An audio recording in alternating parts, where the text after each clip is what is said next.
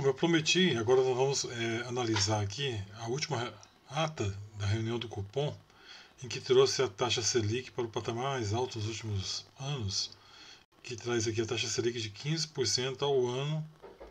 E vamos entender um pouquinho então por que chegou nesse 15%, né, nessa última reunião, e o que o Banco Central, dentro dessa reunião do Copom, alegam ou justificam para o aumento da taxa, para a gente poder entender a situação econômica então. Ele começa falando aqui, no primeiro parágrafo, eu estou destacando os itens em azul, o que o ambiente externo, né, se mantém adverso e particularmente incerto em função da conjuntura e da política econômica dos Estados Unidos. Então ele está falando aqui nessa parte, analisando então a parte do ambiente externo, né, olhando para fora do Brasil, que a conjuntura, quer dizer, o cenário da política econômica dos Estados Unidos, com essa questão das taxações, das importações que os Estados Unidos faz e muito do que o Brasil exporta para lá está sendo taxado, complicando então a venda de produtos para os Estados Unidos, que não se mostra uma situação de incerteza muito grande e por isso justificaria também aumentar a taxa de juros então. Então, depois de falar desse cenário dos Estados Unidos, ele vem falando aqui na segunda linha do primeiro parágrafo, política comercial e fiscal. Também é um outro cenário que complica. Política comercial tem a ver principalmente com a política de exportação.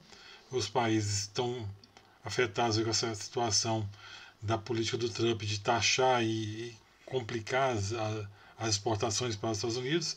E a questão fiscal, política fiscal, teria a ver com a questão do governo em enxugar a máquina pública, quer dizer, reduzir os gastos públicos ou não. Então, nesse momento, ainda não há uma previsibilidade aí de que o governo realmente faça ações fortemente para reduzir os custos de operação do governo, então isso seria algo também de incerteza para o mercado. Dando sequência ao mesmo parágrafo, primeiro parágrafo, né, ele fala que também há um momento de volatilidade de diferentes classes de ativos. A volatilidade aí é essa ideia de a movimentação de subida e queda dos preços dos ativos de investimento. Então, algo que também que está muito flexível, não tem uma previsibilidade, e a falta dessa previsibilidade, a incerteza, então, gera uma cautela, que ele inclusive fecha com isso, ó, cautela por parte dos países emergentes. Então, o Brasil é um país emergente, em desenvolvimento, não é um país desenvolvido, e que então é afetado drasticamente. Então, é o que é colocado aqui no primeiro parágrafo, na parte que eu destaquei em azul.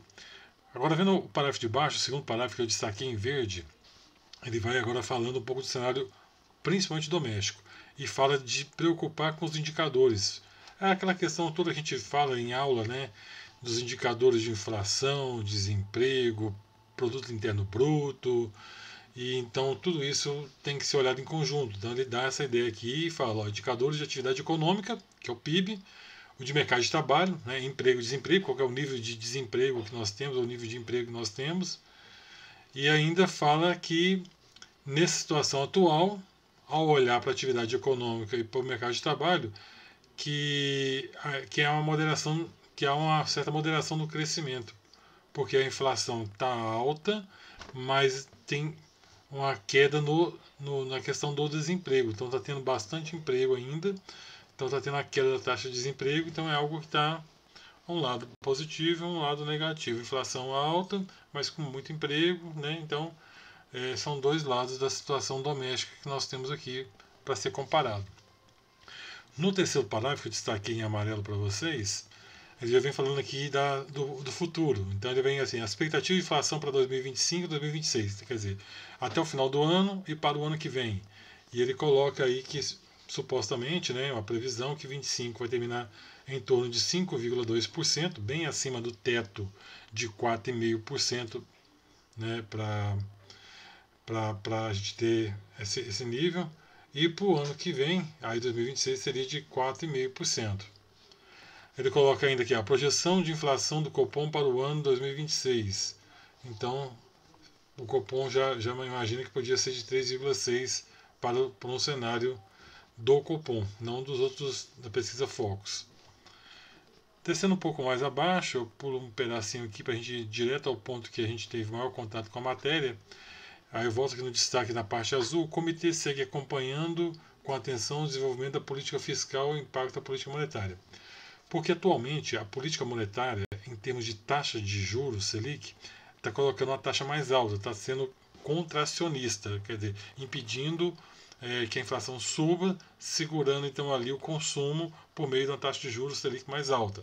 Mas por outro lado, a política fiscal está impactando de maneira contrária, porque o governo não está desenvolvendo políticas para reduzir os custos e deixar a máquina pública menos onerosa, com menos gastos. Então tem ali cada um indo para um lado e deveriam caminhar para o mesmo lado e não temos isso nesse momento. Na sequência, eu coloquei outro destaque aqui, em azul, nesse parágrafo, para assegurar a convergência da inflação à meta, em ambiente de expectativas desancoradas.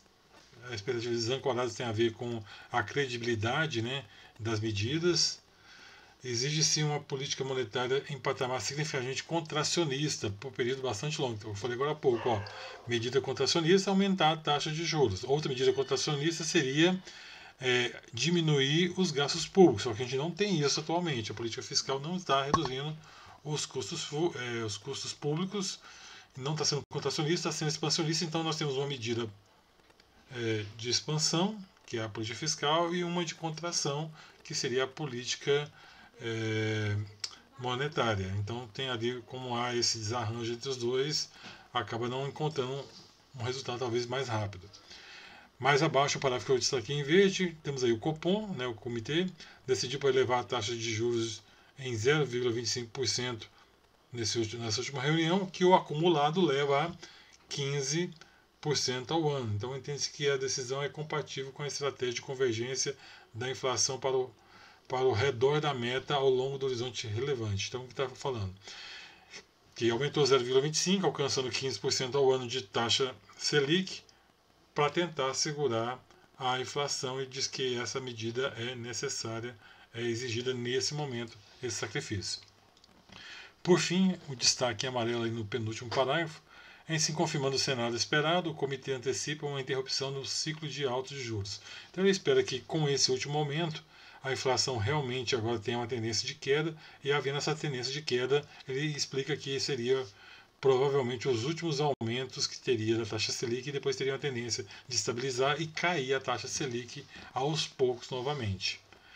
Na sequência ele coloca assim para a gente, aí por serem observados, então avaliar o nível corrente da taxa de juros, considerando a manutenção no período bastante prolongado, é suficiente para assegurar a convergência da inflação à meta. Então ele está falando que provavelmente a alta dos juros da taxa Selic vai ser suficiente para poder baixar a inflação. E aí, mais embaixo, quem compôs esse comitê, ele é presidido pelo presidente do Banco Central, o Gabriel Galípolo, e em seguida os demais diretores das demais áreas, e eles colocam ali embaixo a taxa de inflação esperada aí para esse ano e para o ano seguinte. Então, em algumas categorias, o IPCA, IPCA livre e IPCA administrado, nós trabalhamos em aula com o IPCA, que é o índice que a gente está mais didaticamente trabalhando no dia a dia. Então, isso aqui é um resumo de uma interpretação rápida para entender por que o Copom tomou essa medida aí contracionista na política monetária para elevar a taxa de juros e assim segurar a inflação, que acaba impactando na vida do dia a dia dos consumidores. Espero contribuir com vocês e que esses termos aí a gente sejam lúcidos, né, para vocês compreenderem o que a gente já vem trabalhando em aula em algum momento.